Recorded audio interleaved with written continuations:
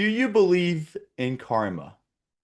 Let me take you back to 2010, 15 years ago, when the Wisconsin Badgers took on the Indiana Hoosiers. Brett Bielema and the Wisconsin Badgers hung 83 on Indiana. Probably the worst loss Indiana's ever dealt, 83 to 20. Crazy. You just don't see that kind of score. So you don't see very often. 63 to 10 over a ninth ranked opponent.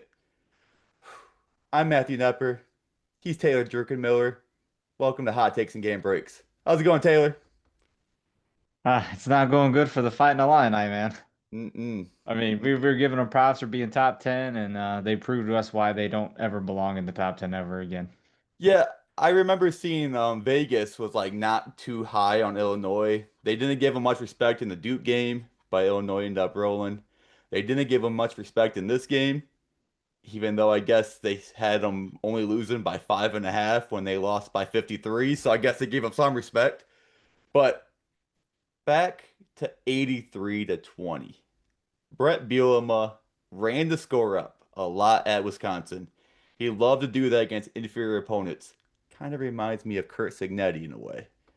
And well, Brett Bielema came to Indiana, came to Indiana with the Fighting Illini, his third team in 15 years, and he got rolled, embarrassed.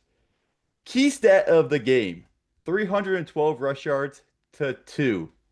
That was a demolition, right, Taylor? Yeah, dude. I mean, Illinois hit that deep ball midway through the first quarter, I believe. I'm like, we got a game. And then, yeah, the game was over right after that. Yeah, it was 7-7. And Indiana didn't do anything on offense. They had the block punt touchdown, and it was like, okay, Illinois responds with a touchdown. Maybe that 7 by Indiana was a fluke. No, the 7 by Illinois was the fluke. It's wild.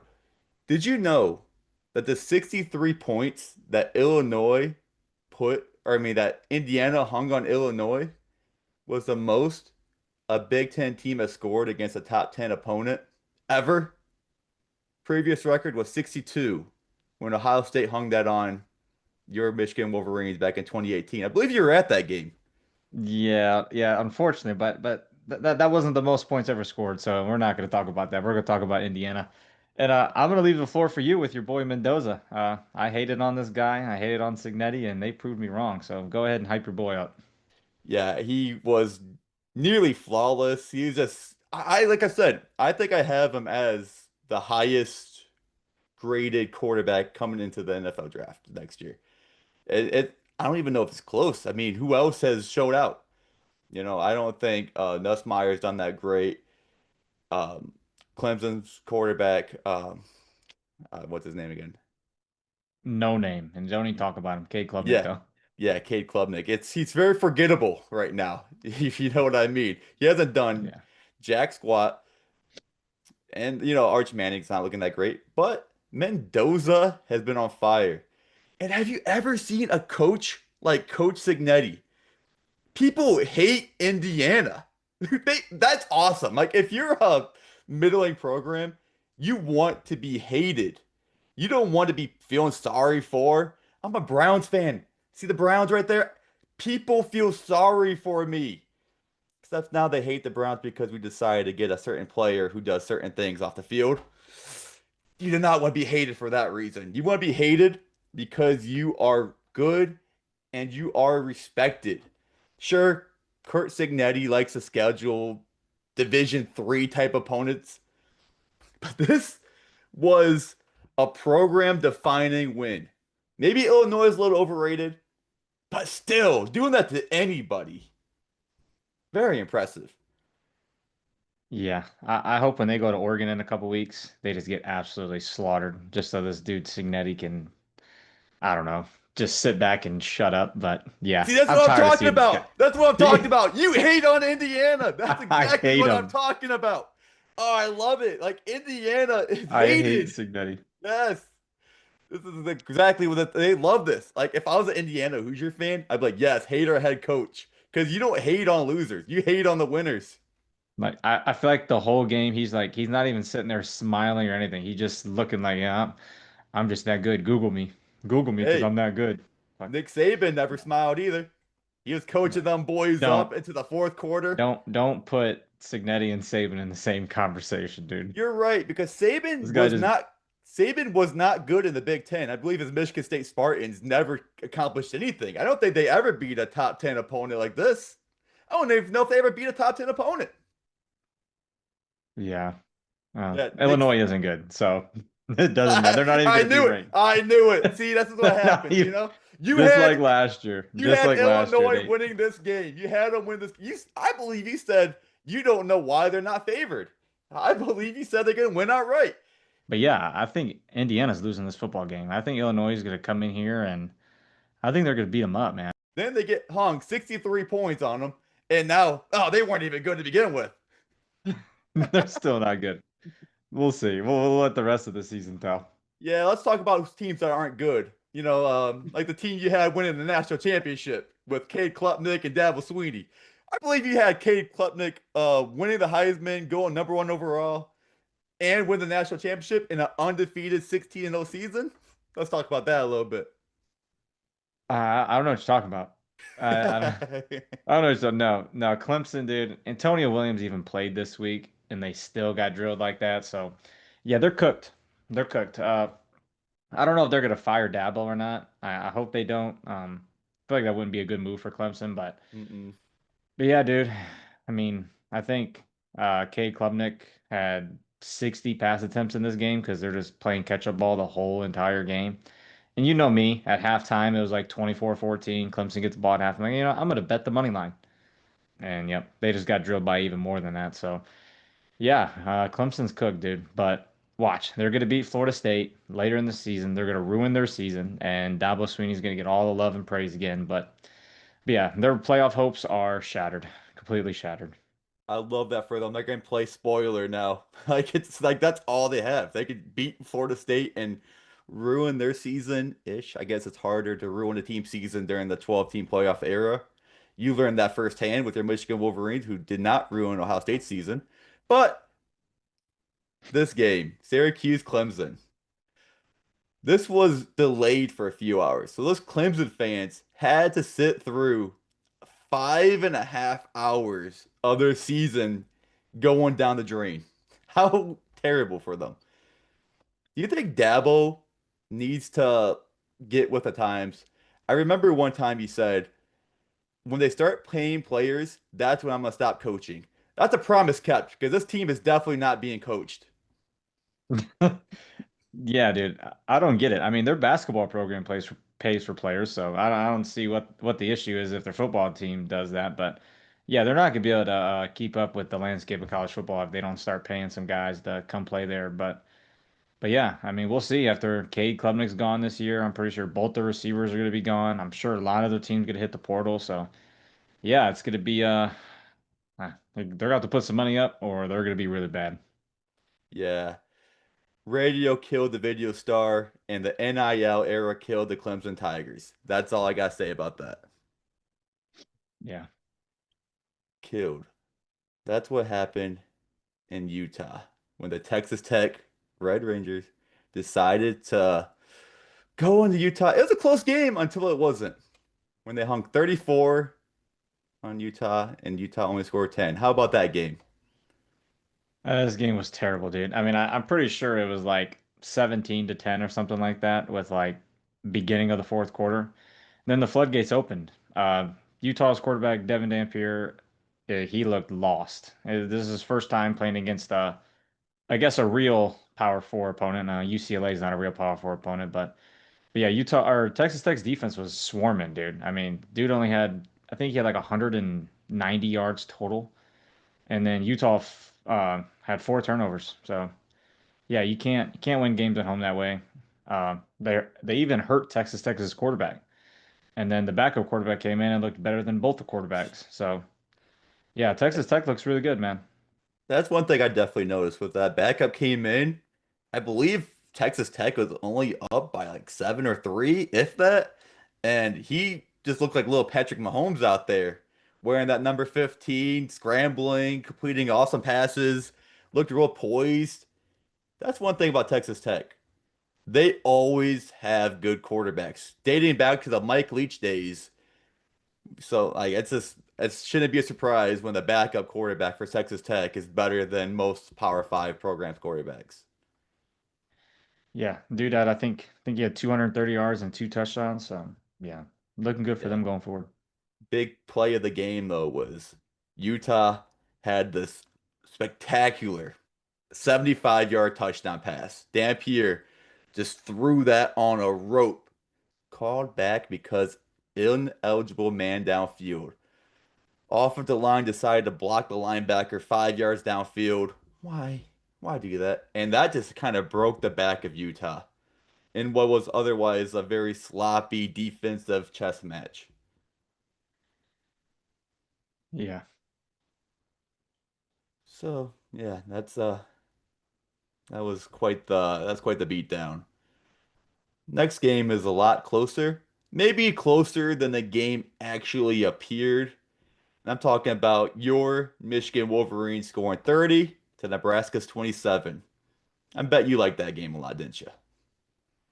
Oh yeah. Oh yeah, for sure. Yeah, th this score is really deceiving too. I feel like Michigan dominated this football game. Nebraska got some bull crap Hail Mary because we got outcoached right before half. And yeah, I mean, Michigan, you can take Jim Harbaugh away from Michigan, but you can't take the Jim Harbaugh out of Michigan. 290 rushing yards on the road against Nebraska. And yeah, dude, complete domination. I mean, I think we had like a 75-yard rushing touchdown, a 50-yard rushing touchdown, a 35-yard rushing touchdown. And yeah, Dylan Raiola put up some numbers, but I mean, he was playing catch up most of the game. They only had 43 rushing yards. So, I mean, when you can't run the ball, you got to throw the ball as many times as you can. And yeah, I mean, Bryce Underwood still doesn't look the the part yet, but I mean, he's still making throws every week. That's given us Michigan fans hope that he's going to be good. And you know, we had a couple drops too that could have helped him out a little bit, but yeah, Nebraska sucks, Matt Rule sucks, Dylan Raiola sucks, and Michigan's just that good. That makes no sense. If they all suck, then this should not be a win you're bragging about. Like, oh yeah, Nebraska sucks. We beat them. Ha ha ha. Doesn't make any sense. I mean, yeah, Nebraska I mean, does suck. They've lost 28 straight versus ranked opponents. So they suck. But you're also gonna puff your chest out in that cocky Michigan man way, like, oh, we're better than everybody else. Yeah, okay, yeah, you beat Nebraska. Whoop-de-doo. we are better than everybody else, dude. Uh-huh. What are you talking about? I know That's you're not yeah. talking over there with your Ohio State Buckeyes that haven't beat us in like 5 years. So, Yeah, well, you guys started cheating too, you know?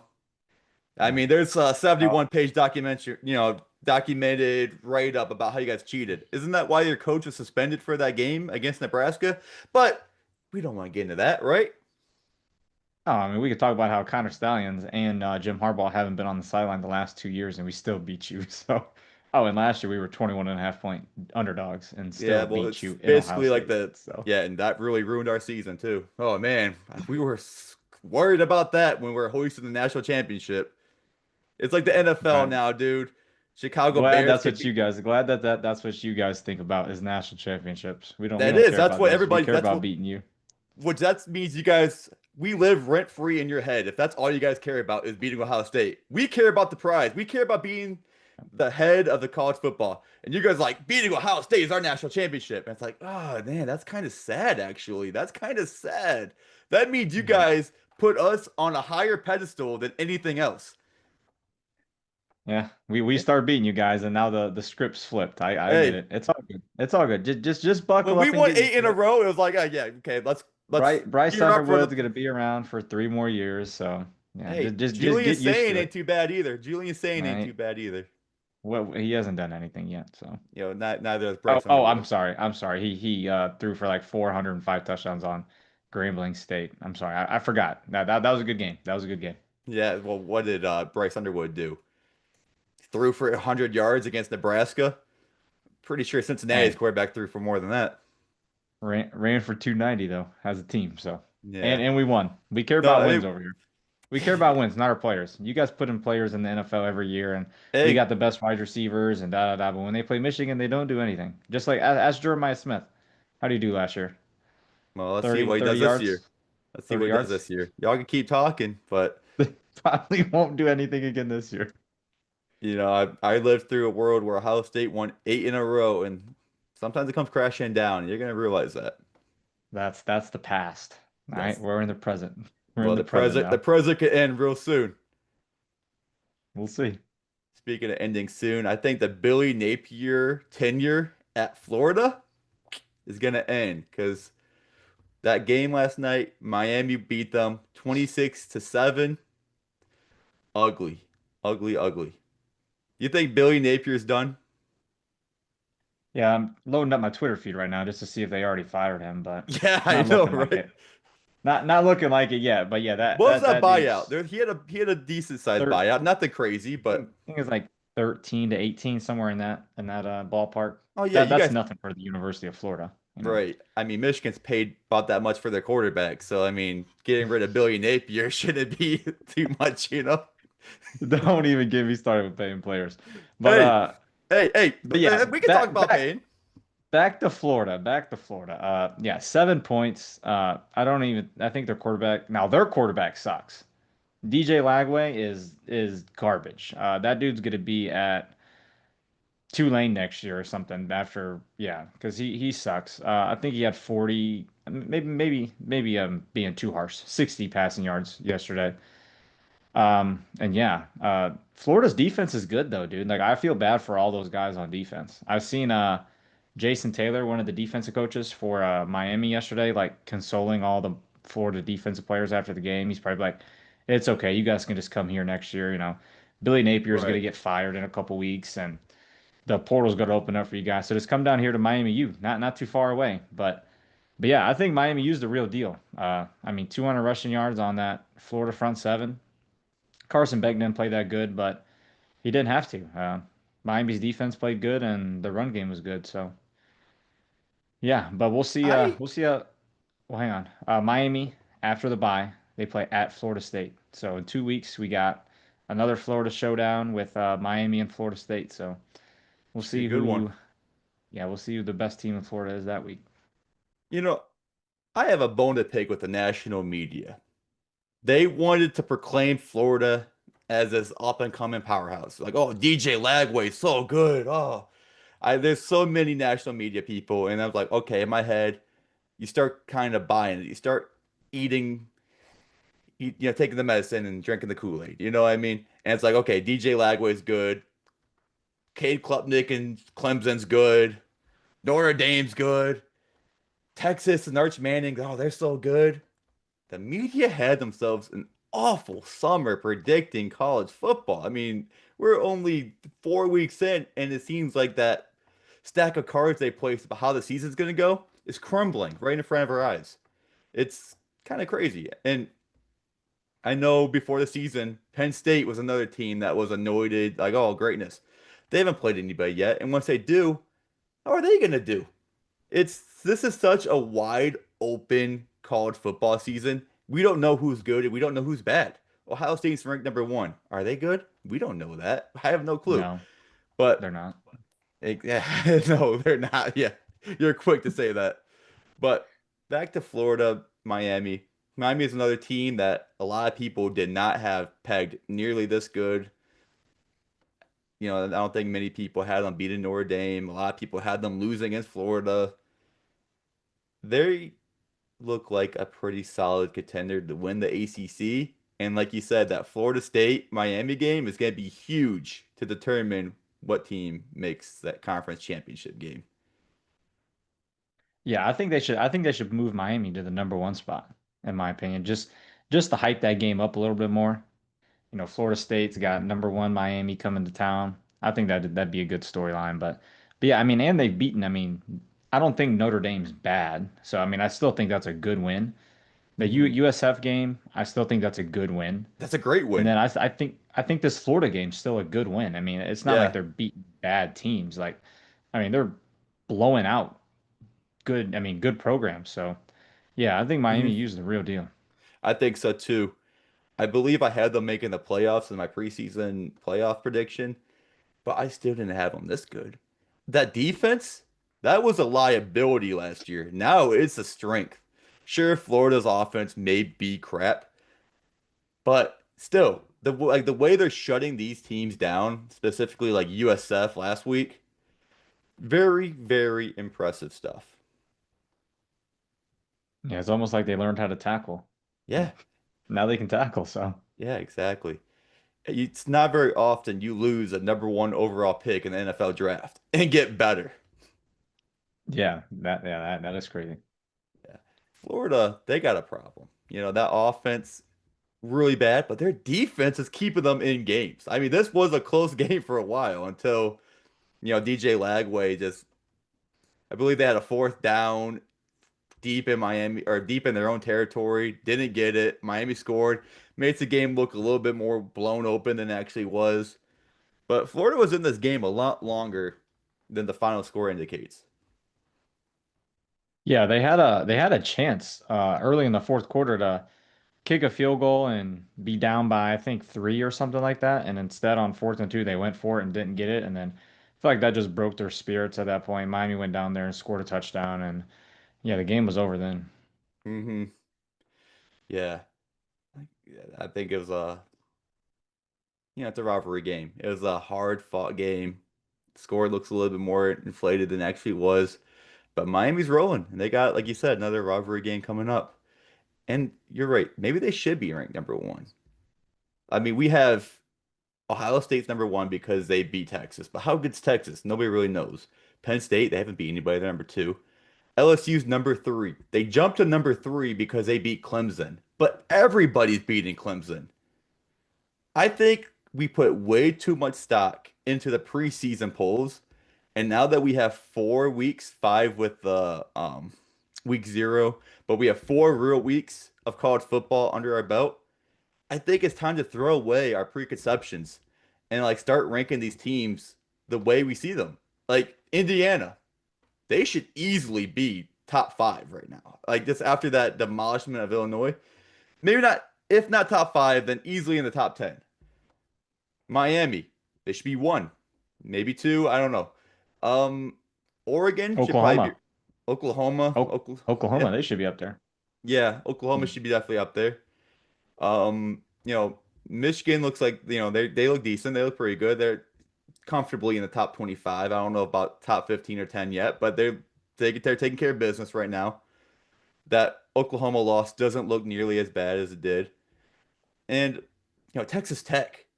Texas Tech, that is a team that I think is an up and coming program. Like you see all the recruits buying in, you see what they did at Utah. They have a lot of momentum on their side, but they're Texas Tech, so of course they weren't ranked that high in the preseason pool. We put Yeah. way too much stock in that. And now I think it's been way long past time. Throw away the preconceptions of the preseason poll. Mind you, we are recording this before the AP poll drops. But still, I think in our heads, TCU, another team that I think should be ranked higher. The preseason poll just was garbage this year. Yeah, TCU for sure. I do Josh Hoover. I mean, he threw for like Hmm. 380 yards and 5 touchdowns this week. I know SMU's defense is garbage, but yeah, TCU's really good. Texas Tech, NIL starts up, and all them Texas schools got money down there, so Yeah. Texas Tech's paying some guys to come in there and play, and that's definitely showing. And yeah, I mean Indiana, they should be moving up for sure. Just to get their spirits broke when they get killed by Oregon in a couple weeks, but yeah, That Indiana Oregon game that could go so many different directions. I mean, it could be a blowout, Oregon beating Indiana. It could be a close game, Oregon barely beating Indiana. Indiana barely beating Oregon. I don't see Indiana blowing out Oregon, but I think there's three scenarios that could play out, and I have no clue which way that game's going to go. Same with the Penn State. I believe Indiana plays at Penn State later on too. oh yeah, I love it. They I they love could it. be a big wild card team this year. Just never know. You just don't know which one shows up. Very Jekyll and Hyde, though. Okay, is it gonna be the Indiana that had to score late against Notre Dame and Ohio State to make those games look respectable? Or is this the Indiana that hung 60 on Nebraska last year? And is Illinois just this year's in Nebraska where like, okay, maybe they're not that great. Hang on, you're saying Indiana did the same thing to Nebraska last year? Oh, yes, they did. I'm gonna Oh, pull they're that. cooked. They're Yeah. cooked then. Yeah, they're gonna go to Oregon and get killed. They're gonna go to Penn State and get killed. And then Kirk's gonna be like, well, we had to play two of the hardest teams in the Big 12 on the road. We shouldn't be criticized for that. We shouldn't be penalized for that. And he's gonna try to cry his way into the playoff. And hopefully he gets in so he could just get demolished again by whoever they gotta go to. So yeah. Yeah, last year Indiana beat Nebraska 56-7. So that was I Wow, this almost is like deja vu all over again, dude. I like okay, I love hyping up Indiana. I love saying 11 Windiana, 12 Windiana. It's catchy, it's fun. But there is a part of my brain that's like, I wonder if they just find something to exploit against these teams and they just keep running that. And once they go against better defenses and better offenses, they can't exploit these same mismatches. Because I think talent-wise, Indiana and Illinois, they're probably pretty comparable. But once they start playing Oregon, Penn States, Ohio States, Michigans of the world, that talent advantage is not there. And Well, I just how worried are you about your Buckeyes going into Illinois in a couple weeks? not much, not really that worried. I'm actually Right. before the season started though, I've been more worried about this upcoming opponent with Washington. I don't know why. It's traveling 3 time zones away. Washington, I believe, is just on a tear, winning home games. I believe they won like 27 or so home games in a row. That's a tough matchup. I think weather could always be a problem when you travel to Seattle. It's always rainy, it's always wet, sloppy game. That game scares me. The Illinois game just never scared me as much. Well, yeah. Did you see what Washington did to Washington State last night? Yeah, but I also saw what North Texas did to Washington State. They hung 59 on them. So did North Texas. So don't know how good Washington State is. I don't think they're that Well, good at all. I will say Desmond Williams is a beast. He looks like little But Kyler Murray out there. yeah, I mean, yeah, that dude was 16 for 19, 300 yards and four touchdowns. And then he had 88 rushing and a touchdown. Like I know Washington State's not that good, but I mean, I had that game in my quad box yesterday just so I could have a some type of feel for Washington next week when they play you Yeah, guys. And yeah, yeah, their offense looks really good, but their yeah, defense looks really bad. So yeah. It's the Washington State. They did force 4 turnovers against Washington State. So for what it's worth. Definitely not a game I expect us to be breaking down, the Washington State game. So a little impromptu breaking down of that game. right. But that's what you get. You get that late night West Coast action, just like the USC Michigan State game. Wild 11 p.m. kickoff Eastern time, 8 their time. But that's so it's always crazy to have football, Big Ten football on at 11 p.m. Kind of a culture shock. Michigan State hung around a little bit better than I thought they would. They scored 31, allowed 45 as a shootout. Kind of ironic it was a shootout because you got the Trojans against Spartans, and I believe they'd call that sword out instead of a shootout, but I digress. Yeah. Hey, and my Colorado Buffs, they put their Caden Salter back at quarterback last night. He had a good game, so shout out to the Buffs. I think Yeah. they beat Wyoming by like 3 or 4 scores or something like that. So hopefully Prime can get it going again back down there in Colorado. Yeah, I believe they debuted Ralphie number 7 too. So that's pretty cool. They got a new mascot, the new Buffalo. The previous Buffalo decided, I want to retire. I just want to lay down the farm. This Buffalo's young and sprung. It wants to run. But that's just Yeah, nerdy mascot talk. right. But that's it for hot takes and game breaks. I thought this was a pretty fun episode. Yeah. All right. No, Go hang on. Buck. Okay. Before we go, hang Okay. on. We're gonna talk about Oklahoma real quick. All right. Okay. So I know they beat Michigan, and I know they beat Auburn, right? Yeah. Jackson Arnold revenge game. He had 20 rushes for negative 11 yards. I don't know if I've ever seen that in my life, but Oh yeah. 20 attempts and negative 11 yards. I mean, he got sacked like 10 times, but yeah, so Oklahoma. So everyone's high on Oklahoma right now. They beat Michigan, they beat Auburn. But check out this schedule, dude. I think they got an easy game next week. Then they play at Texas, at South Carolina, home to Ole Miss. Then they're at Tennessee, at Alabama, home to Missouri, and home to LSU. That is, dude, that's as brutal as it gets, in my opinion. Yeah. I feel like Oklahoma's a really good football team, and I feel like they're gonna lose two or three of these games for sure and They be could on go the eight and bubble. four. They could go eight and Yeah, four and be better than most 11-1 teams. Like it's yeah, just and you then don't know. yeah, and they'll end up just drilling one of the whatever bowl game they get. Yeah. But yeah, dude, Oklahoma. That I was looking at that schedule. That is absolutely insane, dude.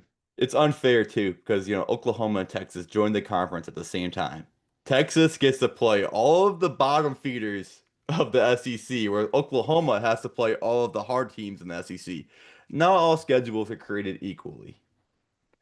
Yeah, and then you look at Georgia's schedule, and they got Bama and Texas, but they get Hmm. Bama and Texas at home. I think they play at Florida. That's like their hard game, and that's not going to be that. And I know Hmm. that's a rivalry game, but I don't think it's going to matter this year. Yeah, So yeah, uh, I think Georgia's. I know we were haters on Georgia at the beginning of the year, but they're they got looking the to schedule. They got the path. they have the Yeah, schedule for sure. So and that Oklahoma Auburn game. The ending of that was significant to some. Let's just say that significant to some. The yeah, safety, the safety to end the game. Oh man, that was worst case scenario for some people. yeah. I'm glad. I'm sad I didn't have any money on it, so I couldn't like celebrate like a big win for that. But I did beat you in the pick show, so Yeah, we'll yeah, we take definitely. that. Yeah, it's kind of wild. We'll talk about it more late next episode, but the picks that I did beat you head to head, I believe my team's road is just Yeah. all the teams you picked against me head to head squeaked out, barely covered. Like, and I'm talking half a point worth of covering for both for like a few of those teams. Yep. And then But one more team I wanted to touch on real quick is Florida State. So, like we said earlier, they got Miami in 2 weeks at home. hmm That's a huge game. But then two struggling teams this year, Clemson and Florida. Two teams that would do anything to ruin Florida State's season. They play both of those teams on the road later in the year. So, for Florida State, I feel like Clemson and Florida are going to be very scary games for them. I feel like Florida's going to have a completely new identity by the end of the season, so they hmm could be better because they're probably going to lose their coach and maybe it uplifts the locker room or something like that. But yeah, Florida State, they're looking good right now, just like Oklahoma. But I could see us having to pump the brakes on them coming up too. But that's all Yep. I got. Checking again. Billy Napier still not fired. Still not fired. But Anytime now. yep. But that's it for us. Hope you guys enjoyed the episode. I thought it was a fun episode for hot Yep. takes and game breaks. I'm your boy Matt. He's my boy Taylor. Indiana sucks and go blue. Heck yeah. Well, go Buckeyes. And Indiana sucks. The team that hung 63 on Illinois sucks. Yep. I love it. You got Indiana's got haters. Indiana's got haters. All right. Peace out, everybody.